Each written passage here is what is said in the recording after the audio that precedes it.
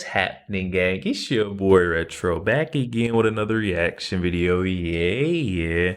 Say we got another huge update. I know y'all could probably already tell it is going down just by that title alone. Definitely gonna want to see this one as we're witnessing another explosion on set. Fox News The 5. We got that Jessica Tarlov back inside of that fantasy false reality world that she's been living in, guys. That Trump derangement syndrome has fully taken over, and she is now dancing, tiptoeing on that fine line of getting kicked off the network in this newest update, guys. I'm excited to get into it, so we're not straight into it. So make sure you guys hit that like button, hit that subscribe button. Before we get into it, y'all, hit that like button. Also hit that subscribe button for your boy. And without further ado, let's hop straight in, folks. Check this out. A record number of people watched last night, Jesse, over 7 million, and that was just on the television. You know what she's really good at? What? Not taking any responsibility. She's actually excellent at that. If you wanted to watch someone for 25 minutes not take any responsibility, last night was amazing. She is a typical lawyer who enjoys arguing but doesn't have a point.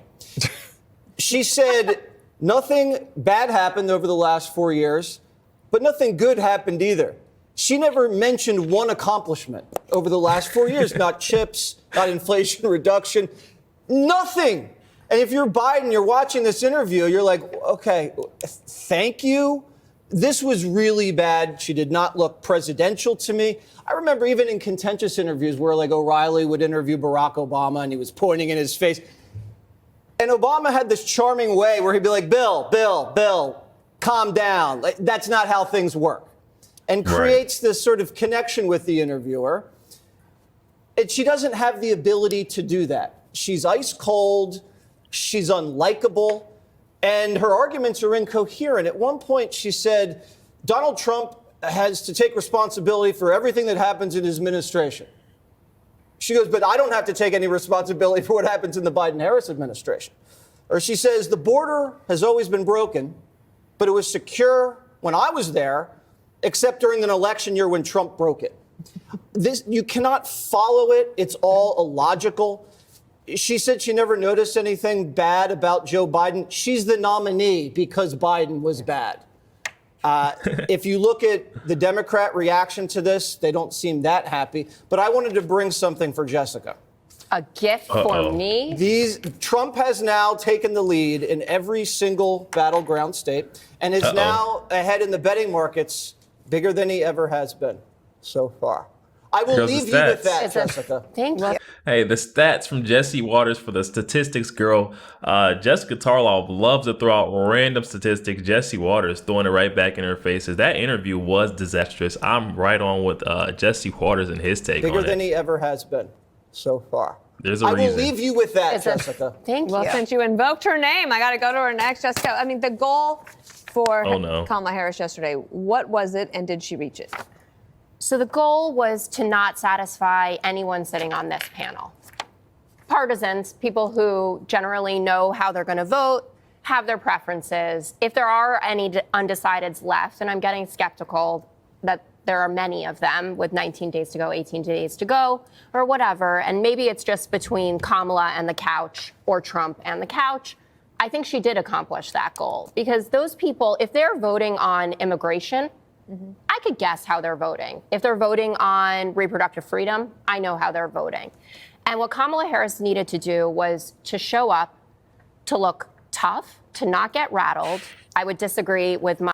To look tough and not get rattled. Guys, did you see the way Kamala Harris, in my last video, you guys got to check it out if you haven't seen it yet. She had that, I call it the Kamala finger, where she was just pointing Brett Baer's face, and you could tell she was visibly angry, frustrated. He was getting underneath her skin with the simplest questions. It's crazy. She's saying she didn't get rattled. Show up, to look tough, to not get rattled. I would disagree with my very generous colleague who brought me a gift today about her looking presidential. I think she handled herself really well, and she looked like the prosecutor who has won a lot of elections in the past, statewide elections, and had a very successful career. I'm just going to say, man, after last night's interview or the other night's interview with Brett Baer, I just don't see how people would want her to be inside of rooms, meetings with world leaders, the, world's biggest thugs and world leaders. How is she going to handle it? Is she going to pull out that Kamala finger then? I mean, how? I just don't understand how she's going to handle herself and how people think she's actually capable. She's not. Won a lot of elections in the past, statewide elections, and had a very successful career. I think that she did particularly well in prosecuting the case against Donald Trump's character, when she discussed the enemy within comments that he made on Maria Bartiromo's show and then struggled to clean up, or actually just refused to clean up when he was talking to Harris in the town hall. And clearly they have message tested unstable, unfit, lacks the competency to do the job and the character. And that's where she is leading by really sizable proportions. So 7 million people saw her last night. If even a fraction of them were looking to feel confident that she could do the job, I think they would walk away from that saying that she can. Okay, and Judge, what did you think? I just want to know, like, right now, Kamala Harris is being propped up, obviously, by last night or the other night's interview. We're seeing she mentioned Donald Trump's name throughout the entire interview. What is she going to do if she actually won the election? How is she going to stay propped up when she doesn't have a Donald Trump's name to throw underneath the bus? Right in the beginning, she started pointing at Brett. Yes. She pointed at him throughout most of the interview. I found that very offensive. I thought that Brett did an excellent job of trying to get her to answer the questions. I think she was contentious. I think she made it clear that she has a short fuse. And I think that she filibustered. She was non-responsive. She was combative. And she was grandstanding. I think that even more important is the fact that her job yesterday in coming on Fox was to try to convince people to want to vote for her. There was nothing that she said that would make anyone want to vote for her, because everything was about not what she's done, but how terrible Donald Trump is. And those people have already decided that, with all due respect, they're not the undecideds. Okay, and she wasted an opportunity to convince people of that. And I have two specific points. When she was asked about the transgender, the law that required the government to pay for transgender surgeries, she was spineless. She was weak. We all know what she meant when she said, I'm going to follow the law. And she said, well, it was the law when Trump was there. Well, first of all, it's not a law. It's a regulation. Second of all, none of those surgeries occurred during the Trump administration. You know why, Kamala? Because he fought them, and he fought the regulation. But people got hormone therapy. The first transgender surgery was during Kamala and Joe Biden's administration.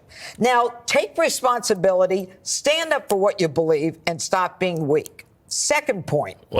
To say that Donald Trump is not fit is laughable when this is a woman who told the American people that Joe Biden was competent, she was the last person in the room, and that it was his ineptitude that led to her being the candidate for president of the United States. I mean, she has no credibility as far as I'm concerned.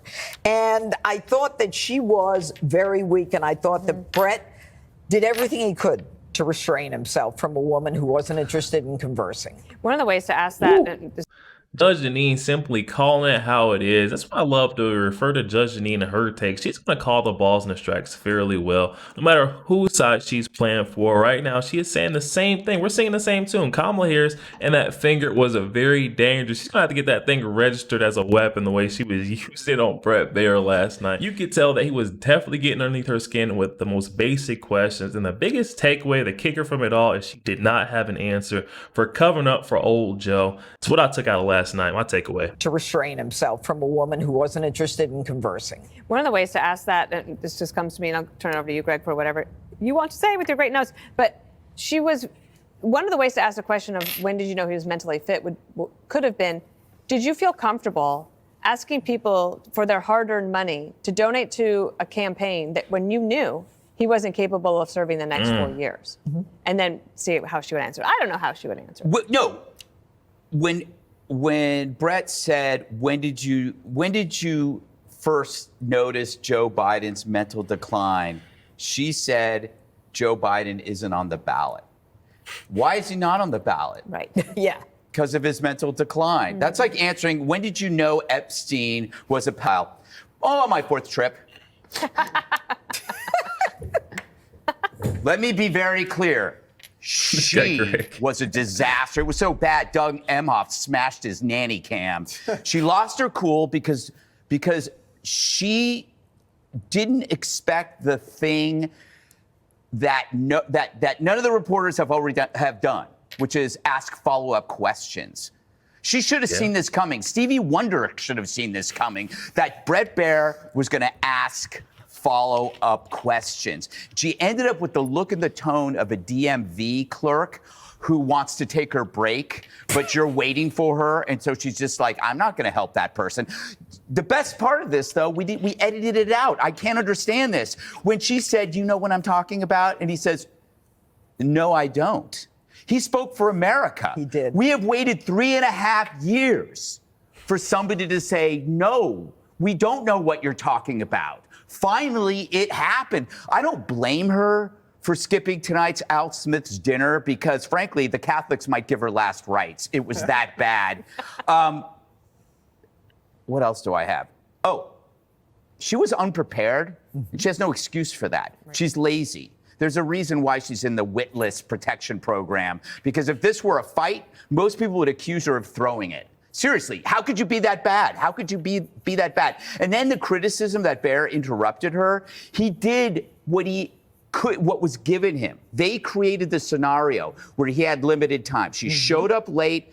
They rushed her out of there. She did everything she could to eat up the clock. Under those restrictions, he knew that maybe he could get 3 or 4 answers out of her. He's like, you know what he is? He's like, when you're on the phone with your lawyer and he's charging you every 15 minutes. Like every 15 minutes, it goes to another higher charge. Yeah. So he starts asking you about your kids. Yeah. He starts talking about your plans for the weekend. They bill that part? Yeah, they bill everything. They bill everything. He's like, I need to get to the answer because she is running the clock out. Joe must have been home laughing his ass off, high-fiving the visiting angels. He probably poured out a bottle of Ensure for his homie who just got murdered. Yo, there we have it, guys. Add another disastrous outing to the Harris campaign's record. I mean, come on. I'm with Greg on this one. How did you guys not come prepared? You didn't expect Fox News' Bret Baier to ask you follow-up questions. And then the biggest question of the night for me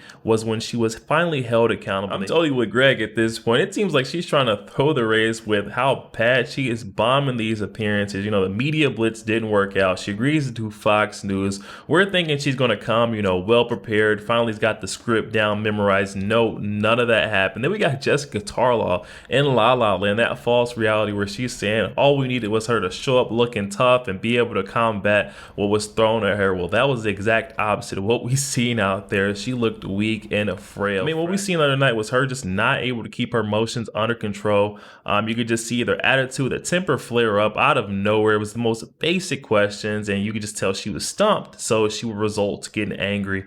I'm not sure where Jessica's seeing that. You know, there was a strong candidate there, but I don't know. You guys hop in the comments section. Let me know your thoughts. Also, make sure you guys hit that like button, hit that subscribe button. If you'd enjoy more content like this, catch you guys on the next week.